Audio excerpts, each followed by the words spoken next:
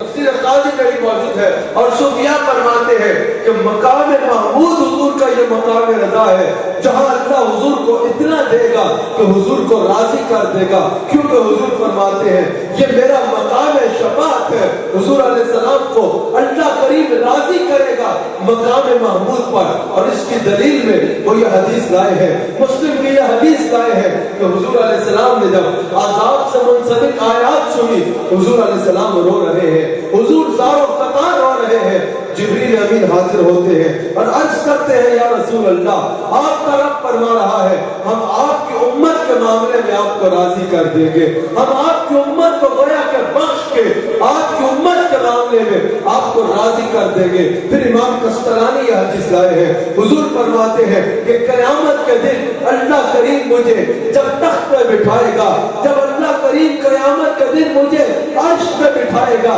جب اللہ کریم قیامت کے دن حضور علیہ السلام کو کرسی پہ بٹھائے گا، حضور علیہ السلام کو شفاعت پر اختیار دے گا، حضور فرماتے ہیں میں شفاعت شروع کروں گا، میں شفاعت شروع کروں گا، اللہ راضی کرنے کا گویا کہ وعدہ پورا کر رہا ہوگا۔ جو کہا تھا نا الکریم اتنا دیں گے کہ راضی کر دیں گے، وہ راضی کرنے کا وعدہ پورا ہوگا۔ حضور فرماتے ہیں میں کچھ کی شفاعت کروں گا، رب کریم فرمائے گا حبیب اب راضی ہو، حضور پر عرض کریں گے نہیں یا اللہ کچھ اور باقی ہے۔ امام قسطلانی حدیث لائے ہیں، حضور اور کی شفاعت کریں گے، رب پوچھے گا حبیب اب راضی ہو، حضور کہیں گے نہیں یا اللہ کچھ اور باقی ہے۔ حضور اور کی شفاعت کریں گے، رب فرمائے گا حبیب اب راضی ہو، حضور کہیں گے نہیں کچھ اور باقی ہے۔ حضور کی حدیث کیا لمحات ہے، حضور علیہ السلام ارشاد فرماتے ہیں میں تب تک اللہ سے راضی نہیں ہوں گا جب تک میرا آخری غلام بھی جنت میں داخل نہیں ہو جاتا،